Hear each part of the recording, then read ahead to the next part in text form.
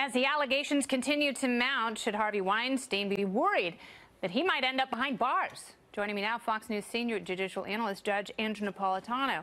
Judge, welcome back to the show. Oh, of course. Good to be with you. So this is no longer a gossipy, salacious story. Right. There's some real legal jeopardy here for the crumbling movie titan. Well, there very well could be. I say very well because it depends on what the evidence is. The government in the United States, he's not in the United States now, but the government here in New York. We're hearing conflicting reports. We're hearing some reports that he's flown abroad and others that he's checked into a sex rehab somewhere in the country. We can talk about extradition if you like, but let's talk about prosecution. Yeah. If it were in New York or California or really any of the 50 states, if it's he said, she said, and nothing more, the government is not going to prosecute. The government needs some corroborating evidence. It could be an admission made to a colleague. It could be a complaint by the victim at or about the time of the alleged rape. It needs to be something more than, oh, by the way, I was raped 5 years ago. Now, there's no statute of limitations on rape in New York since 2006. There's no statute of limitations on rape in California since 2016. That could be problematic for him if these stories are true. Yes. And in Ronan Farrow's piece for The New Yorker, he says that each one of the victims that he talked to told a parent, partner, or friend. So in each one of those cases, I don't know if that's enough, but they also, many of them signed non-disclosure agreements and made cash and accepted cash settlements from the Weinstein company. A non-disclosure agreement could prevent them from speaking to the press about it, but it will not prevent them from speaking to a grand jury or speaking to the police.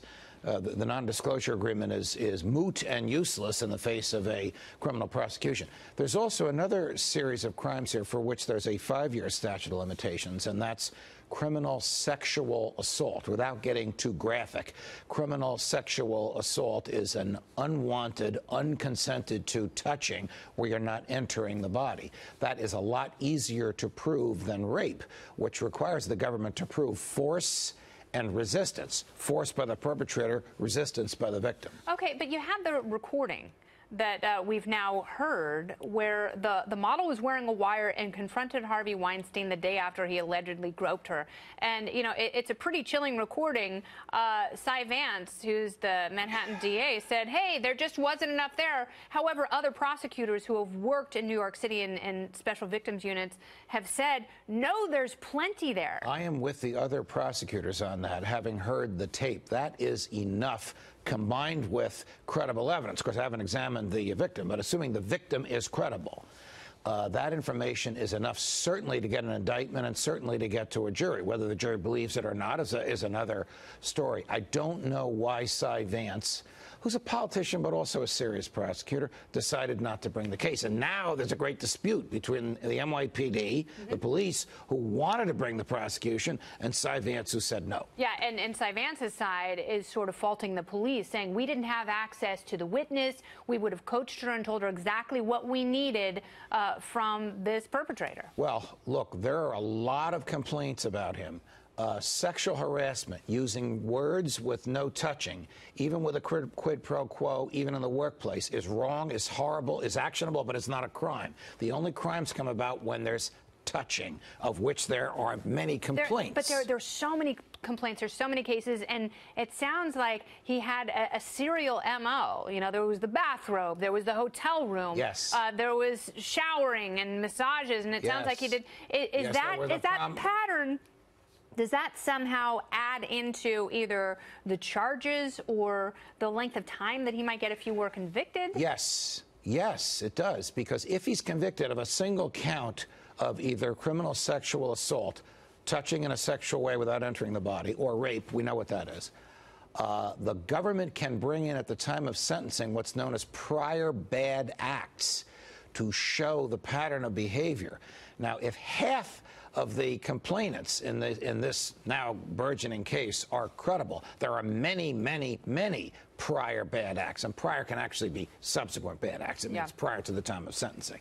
So all of that, yes, can come into play. He has a lot of legal problems confronting him, and I don't know where it's going to go. If he's in Europe, that adds an enormous complication to this, and I'll tell you why. If somebody in New Jersey is wanted by Pennsylvania, the only issue is this the person that Pennsylvania wants? Yes, they go. But if somebody in France or Poland, or Switzerland. I picked those countries intentionally because the Roland Polanski case is wanted in the U.S. The issue is not merely, is this the person that is wanted? The issue is, would we prosecute this here? And if we prosecuted it here on the basis they have there, would there be a conviction here? There is virtually a rehearsal of the trial in the state where the defendant, a putative defendant, is located before the extradition happens. That's how Roman Polanski has survived without ever being extradited in nearly 40 years. Because every time they had one of these proceedings in Europe under European rules, but using American evidence, he wasn't convicted.